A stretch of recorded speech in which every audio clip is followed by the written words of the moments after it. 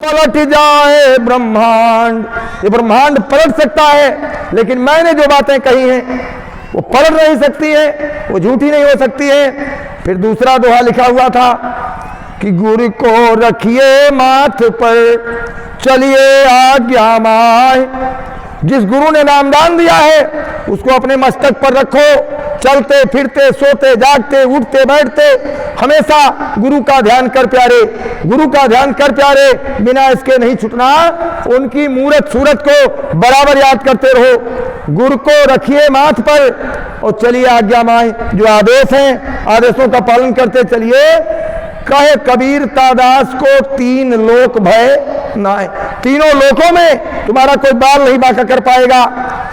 और तीसरा दोहा भाई बहनों लिखा था कि गुरु माथे से उतरे और शब्द बिहू ना होए, ताको काल घसीट है और राख न सके कोई। अगर गुरु को अपने मस्तक से उतार दिया, वहां किसी और को बैठा लिया, और गुरु महाराज ने क्या क्या बातें कह रखी हैं, क्या क्या घोषणाएं कर रखी हैं, हम उन सब बातों को भूल गए कि गुरु महाराज चले गए, सब बातें झूठी हैं। अगर हम भूल गए गुरु माथे से उतरे और शब्द बिहू ना हो, ताको काल घसीट है राख न सके कोई। उसको काल घसीट ले जाएगा, उसको कोई ताकत बचा नहीं पाएगी। इसलिए भाई बहनों, गुरु को बराबर अपने मस्तक पर रखो, ये दृढ़ विश्वास रखो कि गुरु महाराज ने क्या क्या बातें कह रखी हैं वो बातें सब होंगी, और गुरु के आदेशों का पालन करते चलो। हम गुरु महाराज की कुछ बातें आपको याद दिलाना चाहते हैं, कुछ बातें आपको याद दिलाना चाहते हैं। जानते तो आप सब हो, लेकिन कुछ बातें आपको याद दिलाना चाहता हूं। अगर आप भूल गए हो तो याद कर लीजिए। गुरु महाराज ने सतयुग की स्वागत तैयारियों में 3 जगह किया। पहला अयोध्या में, दूसरा अहमदाबाद में और तीसरा काशी में। काशी की जगह के बाद में अहमदाबाद गुजरात में अंबाबाड़ी में पत्रकार वार्ता हो रही थी। पत्रकारों ने गुरु महाराज से पूछा कि बाबा जी आप कहते हो कलयुग में सतयुग आएगा, तो सतयुग कब आएगा? तो गुरु महाराज ने कहा कि मेरी बात को अपनी डायरियों में नोट कर लो। ये सूरज पूरब में निकलता है, पश्चिम में डूबता है। ये पश्चिम में निकले पूरब में डूबे, हो सकता है ये जमीन आसमान पर चली जाए, आसमान जमीन पर चला हुए, हो सकता है। होगा नहीं ऐसा, लेकिन कहा चाहे ऐसा हो जाए, लेकिन बाबा जी ने जो बातें कही हैं कोई बात उसमें से झूठी हो जाए या न हो, ये नहीं हो सकता है। मैंने सतयुग की स्वागत तैयारियों में 3 जगह किया। पहला 22 मई से 28 मई 1970 में अयोध्या में सरजू तट पर जग के पहले ऐलान किया था कि एक देवता को प्रसन्न करूंगा, देश में इतना गन्ना इतना चावल पैदा होगा जो 50 सालों में नहीं हुआ। उसके पहले अकाल बहुत पड़ता था, भूखमरी बहुत पड़ती थी, अखबारों में रहता था इतने लोग वहां भूख से मर गए, इतने लोग वहां मर गए।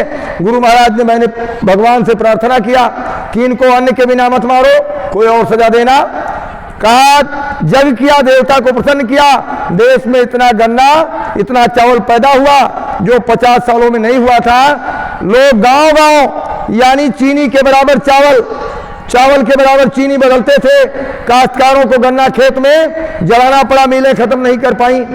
फिर मुझको स्वप्न हुआ कि दूसरा यज्ञ अहमदाबाद में करो। गुजरात प्रांत में साबरमती नदी के बीचों बीच एलिस ब्रिज के नीचे मैंने ढिढोरा पीटा कि अहमदाबाद चलो, अहमदाबाद चलो। 25 दिसंबर सन 77 से 5 जनवरी सन 78 तक 11 दिनों का कार्यक्रम किया। 33 करोड़ देवी देवताओं का आह्वान किया। देवी देवताओं ने अपनी पार्लियामेंट में 1000 प्रस्ताव देश दुनिया की खुशहाली के लिए पास किया। देवी देवता सख्त नाराज थे कि बाबा जी बीच से आप हट जाइए, मैं दुनिया के कल 1 मिनट में ठीक कर दूंगा। मैंने उनसे बहुत अनुनय विनय किया, प्रार्थना किया कि ये भूल गए, भटक गए, हमको समझा बुझाने ले दीजिए। जब ये नहीं मानेंगे तो जो मर्जी सो करना। उन्होंने कहा मैं किनारों को देख रहा हूं, आप बीच में समझाइए बुझाइए।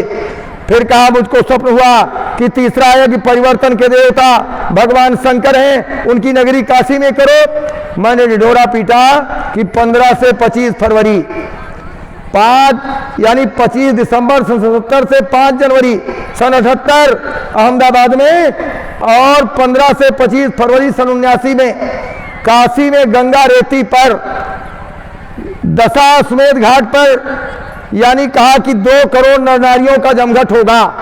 2 करोड़ नर नारियों के बीच में मैंने कहा कि जब महाशिवरात्रि के दिन 25 फरवरी को पूर्णाहुति होगी, भगवान शंकर की समाधि टूटेगी, भगवान शंकर जगेंगे, उनका डमरू बजेगा, वो मैंने करके दिखाया। यानी जब पूर्णाहुति हुई और 12 बजे रात्रि में डमरू भगवान शंकर का बजा, जितने लोग जाग रहे थे सब ने सुना। वो 10 मील में पड़ाव पड़ा हुआ था, सब ने डमरू की आवाज को सुना। कुछ लोग रात भर इधर से उधर दौड़ते रहे कि बाबा जी कोई बाजा बाहर से तो नहीं बजवा रहे, लेकिन सब दैविक बज रहा था। गुरु महाराज ने घोषणा किया कि भगवान शंकर ने काशी छोड़ दिया, वो भक्तों के साथ धर्म को जगाने के लिए जंगलों में जा रहे हैं। इसको काशी वासियों ने मजाक समझा।